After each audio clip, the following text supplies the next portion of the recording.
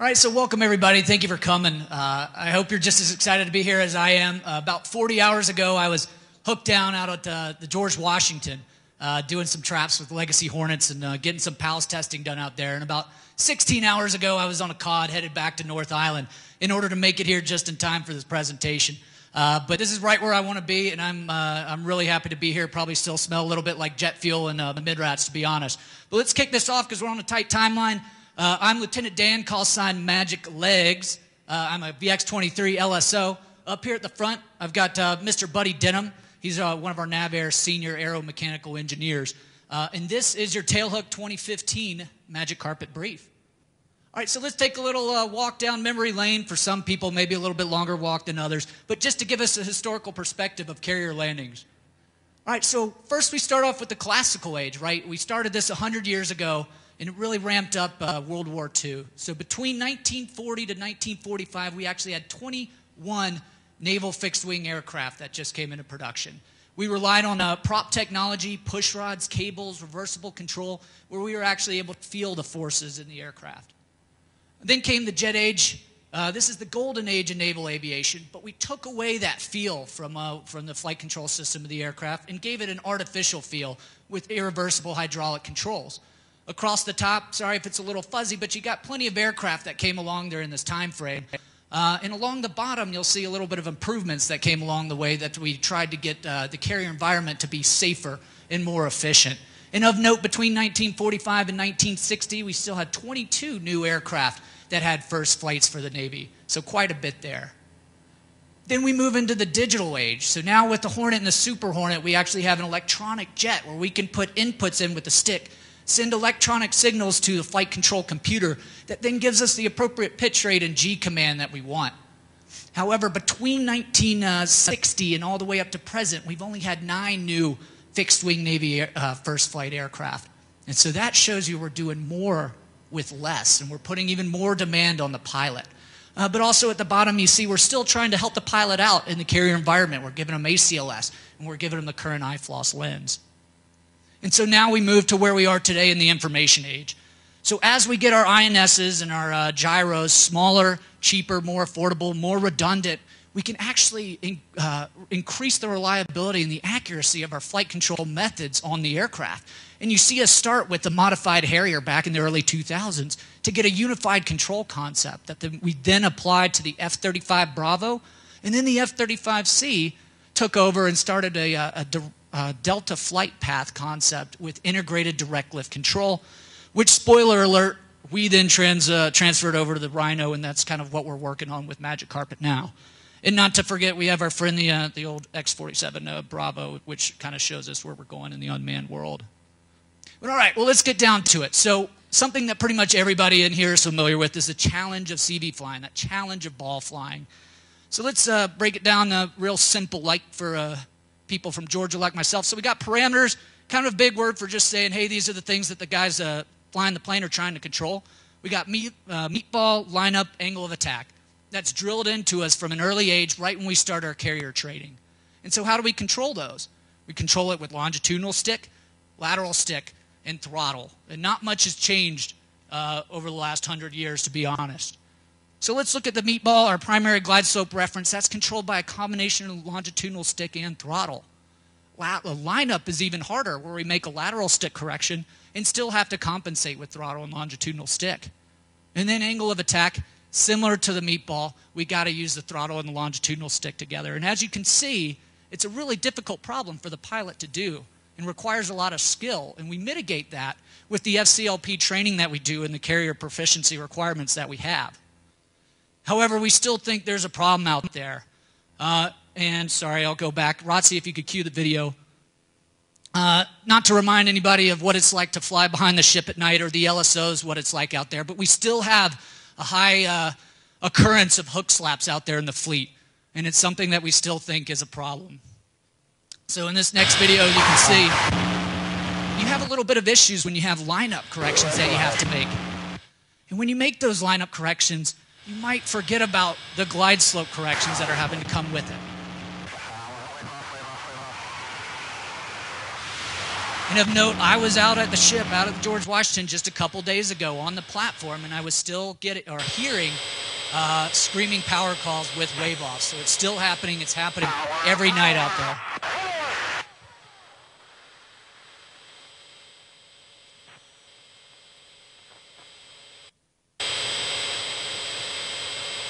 Here you see a lineup correction that needs to be made and just a giant power deficiency that comes with it. So all these couplings, and when you combine it with making the pilot do a lot, demanding a lot out of the pilot, out of these long combat missions that we have, and then telling them to come back and land on the ship, this admin task, when there should be focusing on the projection of power that is our primary mission.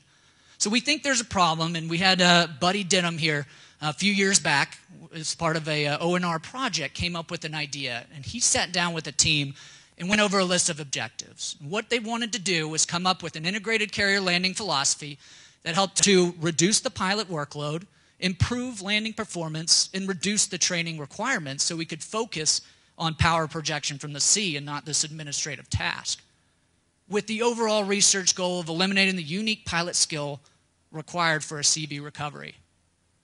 And their control concept relied on these factors. They wanted to be on board the aircraft. They didn't want it to rely on the ship at all, so it's all internal to the aircraft. They wanted to decouple the flight path changes from any variables such as lineup corrections or gusts. They wanted that flight path control to be on a single inceptor. They needed robust, redundant, and a reliable system before they released it to the fleet. And they wanted to make the HUD more task-tailored to help the displays increase the situational awareness to the pilot. So, what was the solution they came up with? Well, we call it Magic Carpet. It's highly augmented controls for the F-18, EF, and Growler. So we got our parameters and our inputs like I showed you before, and this time we have just the meatball in the lineup, and we control it, longitudinal stick and lateral stick. And now, the meatball is solely controlled by the longitudinal stick, and the lineup is just controlled with the lateral stick. Makes sense, right? And then you get your angle of attack and your throttle are controlled by the flight control computers, similar to how auto throttles is mech'd right now for the guys that currently fly Hornets, but as you'll see, this goes way beyond just simple auto throttles. So, okay, that's great, Magic Legs. How does it all work? So without getting too much into the nitty-gritty, we'll go over some of the key enablers. So first is what we call Integrated Direct Lift Control, or IDLC. Okay, so in the Super Hornet, when we go into our PA cast configuration with full flaps, which is how we normally land, the trailing edge flaps are 40 degrees trailing edge down. What we've done is we've raised those up a bit, and now when we put in longitudinal stick inputs, we actually can move those trailing edge flaps along with the ailerons to give us direct lift. So with an aft stick input, we lower those surfaces and gives us the direct lift we want with a little bit of tail compensation from the stabilators to control the pitch. Similarly, when we put stick forward, we bring those trailing edge flaps up with the ailerons and we lose that lift directly without needing much of a throttle change. So now let's go into how we actually incorporate these modes into the aircraft. So the first one I'll go over is called Flight Path Rate Mode, or we just shorten it to rate. Okay, what this does is makes the longitudinal stick into a flight path rate controller. So when you pull aft on the stick a certain amount, it commands a rate of change of flight path. And when you release the stick, you get 0 flight path rate. So the flight path should hold it where you left it. So for those Rhino and Hornet drivers currently, this is similar to a flight path attitude hold mode with integrated direct lift control built in. Okay, the next mode we have is called Delta Flight Path Mode, or PATH as we call it. So here it relies on a few inputs. So first, the aircraft has to know what the winds are, which it gets from its INS. Second, we got to put in the ship speed, which the ship can tell us. And third, we need to know the desired glide slope, which is set by the IFLOS lens. Once we have those inputs, the aircraft, with its gyros and with its feedback loops, can maintain that desired glide slope very precisely. And this gives us what we like to call flight path on a spring, where you can hold an aft or forward stick input until you're on the glide path that you want, and then simply release the longitudinal stick and it will hold the glide path for you. So here is how we operated around the ship when we took it out there and how we see it being integrated into the carrier environment. So you come into the break, You go into downwind, you lower your gear and flaps and dirty up. Then you go ahead and click into flight path rate mode, or rate, and you fly that downwind all the way through your approach turn, holding the flight path that you want and holding the roll command that you want until you get to the 45 position right here. So at the 45, now you can see that the meatball is coming down to center, approaching the glide slope that you want. And then you click into Delta Path command there in the blue. And once you've clicked into that, the aircraft will hold that for you while you make your appropriate rollout and lineup corrections, and the throttle's also taking care of itself as well. When you touch down, you'll go back into the PA cast mode, and that just is our normal mode that the Rhino flies in when it's in the landing configuration, and you fly away normally. So here's just how we integrated it into the basic HOTAS. So on the left, you got the throttle. Nothing has changed there with your speed brake and your auto throttle control. On the right of note, I'll click it here. So the first thing we've done is with the nose wheel steering button. Once you're dirtied up, if you click the nose wheel steering button, you'll engage that flight path rate mode. If you click it a second time, you'll go into Delta Path mode. And if you keep clicking, you'll just cycle between those two modes. If you want to get out of the modes, you simply depress the paddle switch, similar to getting out of any kind of autopilot mode. And finally, we gave you HOTAS commands to change the ship speed and the glide slope settings with an actuation of the speed brake simultaneously. So now, here's what we did with the HUD. So we wanted to give the pilot more useful information in the HUD in order to help him land on the carrier. So for people who are familiar with the Hornet HUD, you'll notice the velocity vector is missing, as well as the E bracket.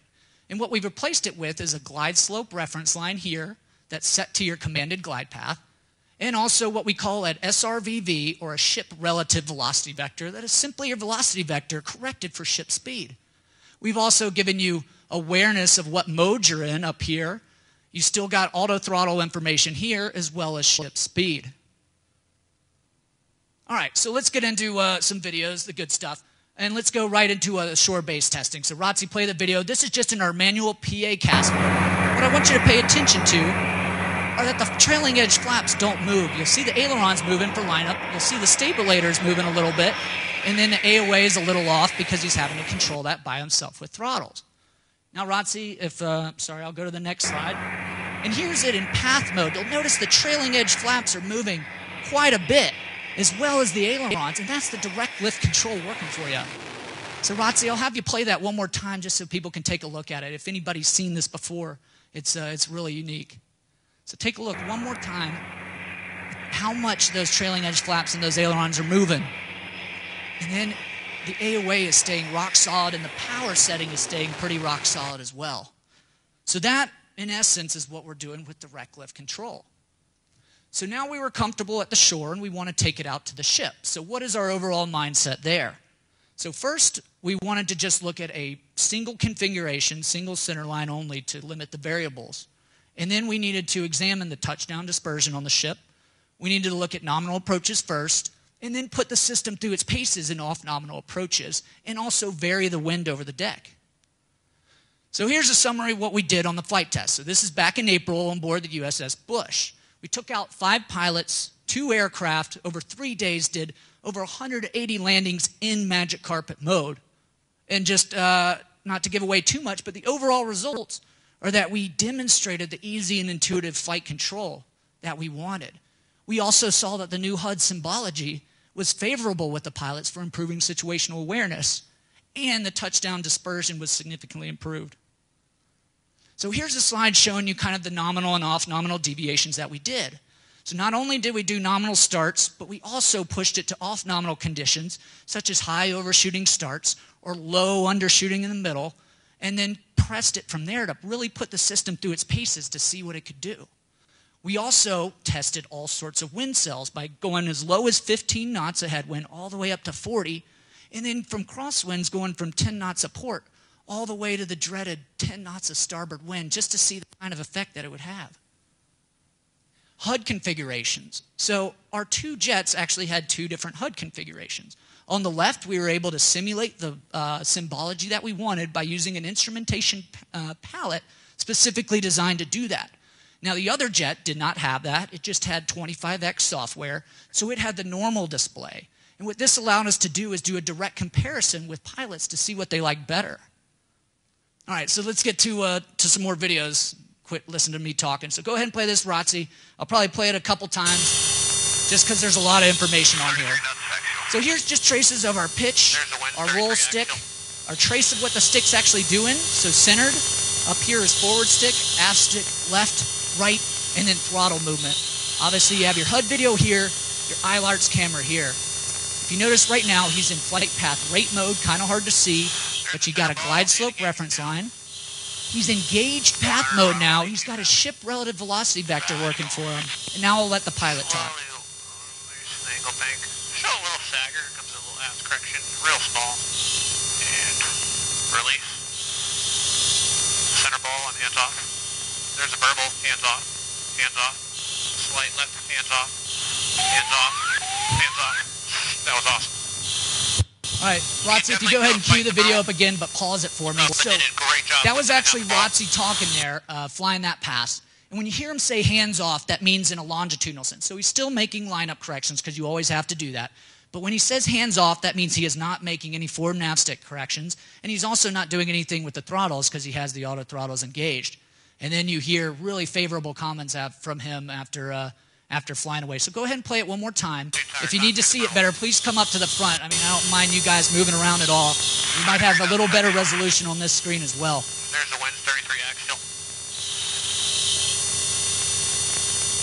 So right now, you notice he's not putting in any stick input at all. It's holding his roll command for him, holding his flight path that he wants.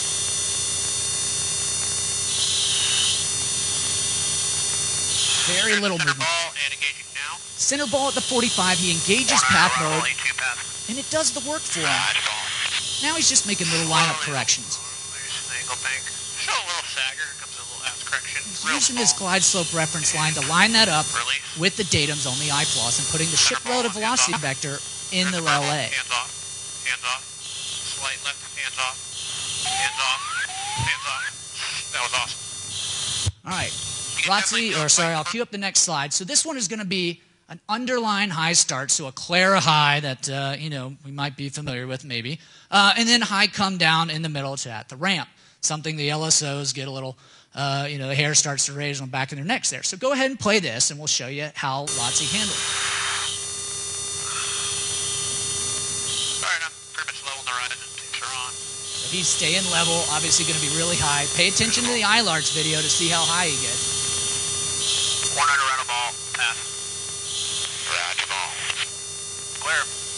You're high. Pushing forward, real smooth. Forward stick input, and he just holds it. Coming down nicely. There's the ball.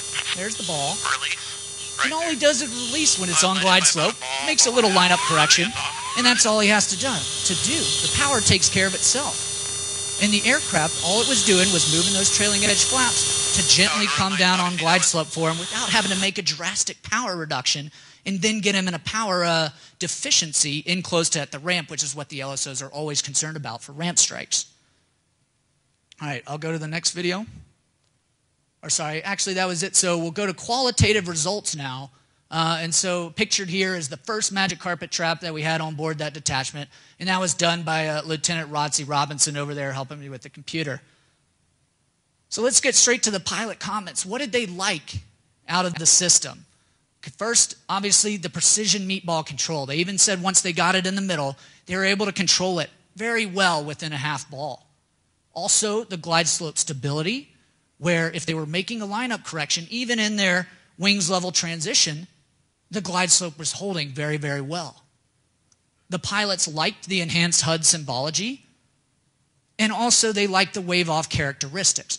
So the preferred method for us to wave off was to add power, go to mill, and then paddle out of the mode so we're back in our PA cast mode. And what that does for us is drop the flaps back to their original 40-degree position that they're in normally for PA cast and gives us that instantaneous lift boost. So we even get better performance for wave off. Similarly, on a touch and go or a bolter, we get those flaps dropping right away with the weight on wheels, and we can fly away a little bit better. So they liked all those things. And their comments, words that they used were awesome, and this is a game changer. So what did the LSOs see out there? So Their words were eye-watering. They liked the repeatability of the passes, the consistency. Even with the off-nominal significant deviations like we saw there with the Clara, it was really safe, really smooth corrections. And also they liked that the AOA stayed rock solid throughout all these corrections that they did. So let's look now at the workload and touchdown dispersion. So this gets more into the quantitative results of what we saw out there. So here's kind of an eye chart. I apologize, but what we're looking at here is, okay, we've got the pilot comments, the qualitative comments to say, yeah, the workload was easier, I liked it, but how do we really quantify that and prove it? So the top line here is the longitudinal stick inputs, and it starts from the left side as in manual, then it goes into regular auto throttles mode, and then into rate, and then into path. And you can see with each iteration, those longitudinal stick inputs are reducing in magnitude and frequency. And that shows us by itself that the increasing augmentation is decreasing the pilot's workload. So we've proven that. Next, another eye chart, but an important one. So this is an illustration of the carrier landing area. And on the left side, this is the work that we did with Magic Carpet on board CVN 77. And what we did is we mapped the touchdown points, even when the guys were CQing in their manual PA CAS modes. We mapped those, and we also took fleet surveys of all the landings in PA CAS mode to compare them to, and found very similar results for their touchdown dispersion. Then when our guys went into the Magic Carpet path mode, they were able to get a 50% reduction in the standard deviation of that touchdown dispersion and get it very, very precise, even less than the mode 1 precision that we demand when we go out and test our ACLS system. Now on the right side, we took data from the JSF F-35C DT-1 when they went out in 2014. Now the F-35 was the original first aircraft to use this integrated direct lift control that we talked about, and then we transferred it over to the Super Hornet. So what we're showing here is they actually had the same touchdown dispersion right about nose on to what we saw with Magic Carpet. And the reason you see it shifted is because they used a 4-wire boat and we used a 3-wire boat. So it's just shifted a little bit. But as far as the overall dispersion from the intended touchdown point was the same. Different aircraft, different boat, different conditions. But what we did was, one, we confirmed the improved landing performance with this Magic Carpet system. And two, we showed that the Delta Path overall concept has the same touchdown performance across 2 different platforms. Okay, so now what everybody's probably interested in is, what are we going to do now? What is the way forward, right? So the way we see this working and how it's currently slated is for fleet release with OFP 39.2, which will combine these new flight control laws with H12 software. And what we'll get is a correction of the small deficiencies that we found while we were out doing our shipboard testing back in the spring, mainly with the stick control gradients. So as the engineers are in there coming up with the gradients and the gains that they want to put in the system, we really have to go out and test it first to see if it's ideal. So we're going to keep modifying that as appropriate based on the different configurations that we put the jet into. Also, we're going to have H12 HUD Symbology compliant interface so we get that new HUD Symbology that we want. Of note though, this version will not have backup auto throttle control and FADEC operations with it because we just simply haven't had the time to fully vet those. However, you will see solid ATC engaged Symbology and warnings when it's not working for you in the HUD, which we feel is very important based on recent mishap with auto throttles not being in the correct mode that you want them to be in. All right, and finally after that, so the version 39.2 is coming out fiscal year 17 is the plan. Our full redundancy version is going to come out with the next release of 40.0 in 2018. And what this will do is correct deficiencies from 39.2, add those backup auto throttle modes in for both dual and single channel or single engine operations. It'll add additional sensor redundancy management to get a fully redundant flight control system. It'll also go through all the degraded modes and make sure that it's all taken care of. And finally, we even have the option of coupling up with Mode 1 and using these new flight control laws in order to make a more efficient Mode 1 pass. So with that, that concludes my brief. I encourage everybody out there, whether they have any experience flying an aircraft or not, to come over to our sim tucked away in the back of the exhibition hall and just give it a shot. See what you think of how we currently have Magic Carpet mech'd into the jet. And I think you'll find it's a very easy, intuitive system, and I want your guys' feedback, especially from the fleet guys. But feel free to ask any questions to any of us that you see over there at the exhibition hall, or find me afterwards. But for right now, we definitely have a few minutes to take any questions that anyone has. So yes, right there.